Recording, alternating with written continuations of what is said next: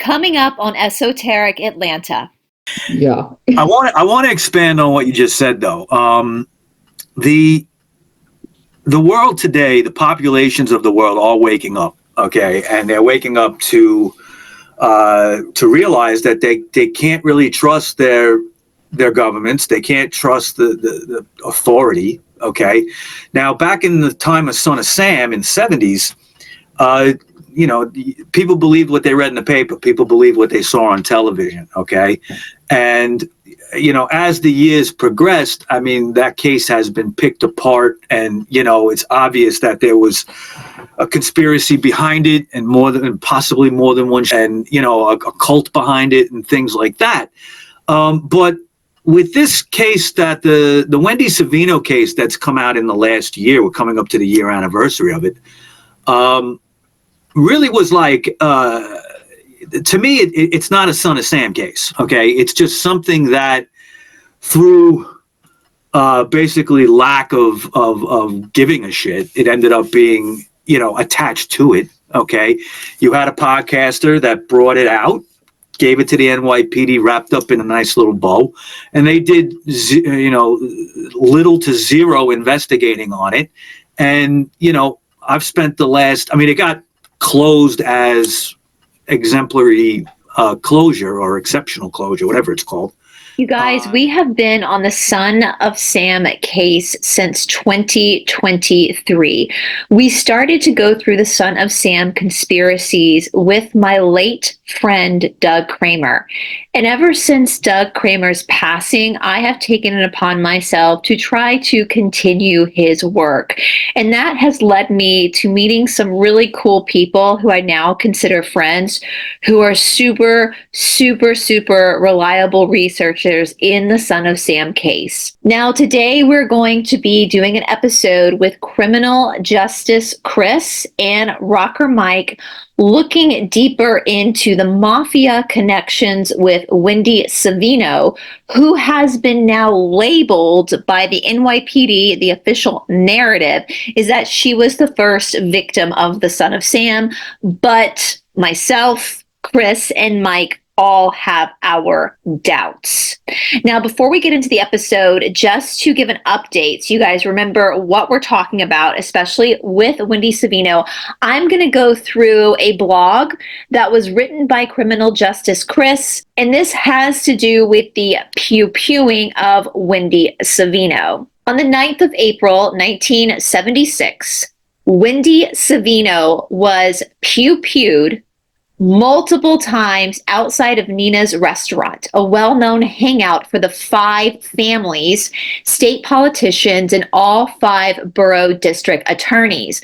Now, 5 families, for those who are not familiar, those are the mafia families. As written in Daniel Iliak's The Briefcase Man, Volume 2, Joseph A. Savino Jr. was a prior NYPD officer who was well known to be associated with the mob. David Iliak knew this information because he had security clearance and purchased a restaurant from Savino when he got in trouble legally. And here is that book right here. These legal problems stem from having possession of stolen property, an electronic calculator. Savino committed first-degree perjury and was subsequently fined $500. It is unknown if his employment was terminated with the NYPD due to the charges, but it is highly likely due to the severity. All right, and so we are going to go through this blog briefly today in the episode, but I wanted to just remind you guys just a brief overview of what's happening here. So, again, Wendy Savino, a woman named Wendy Savino, was pew-pewed multiple times on the 9th of April, 1976, outside of a restaurant called Nina's, which was a well-known hangout for all 5 mob families, state politicians, and all 5 bureau district attorneys. Now, if we go and we look at the original first victim, a woman named Donna Laurie, that happened on July 29th, 1976 in the Pelham Bay area of the Bronx. And Donna Laurie and her friend Jody Valenti were pew-pewed inside their car driving home from a nightclub. And they were young girls, like 18, 19 years old, and they were coming home from a disco in the 70s. And so the Wendy Savino, going back to Wendy Savino, she was pew-pewed a few months prior in April.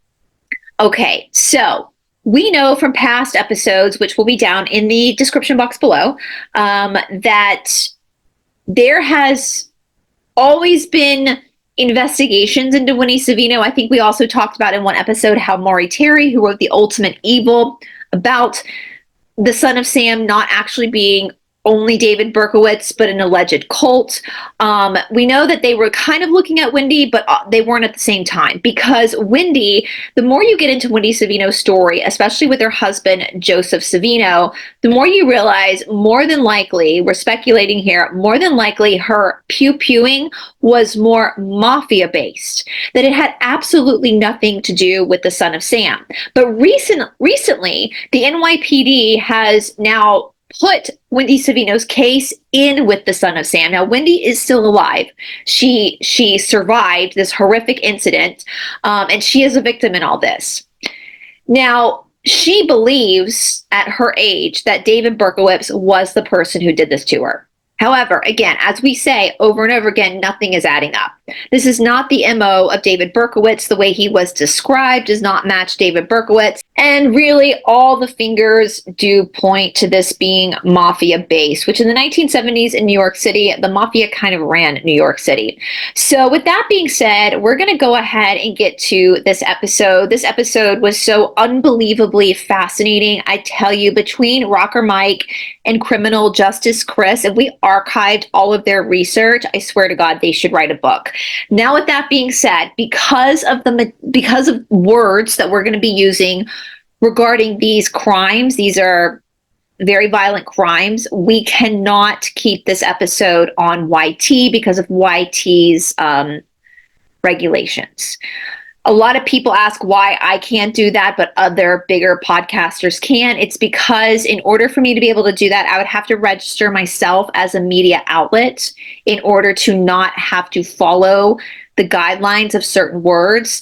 And I don't really want to do that. I don't want to register myself as a media outlet because that then puts me at more liability. And we're just a deep dive channel. And so I would rather just stay independent. So with that being said, for the time being, we do have to put the full episode over on RUMBLE. I can't say that word fully, RUMBLE. Or you can go to the Esoteric Academy, to the free page, to watch the full episode. Please, please, please, whichever platform you go to, we would really appreciate it if you would share this, if you would like it, if you would leave a country flag or something in the comment section to help push this work out. I'm just the host of this conversation.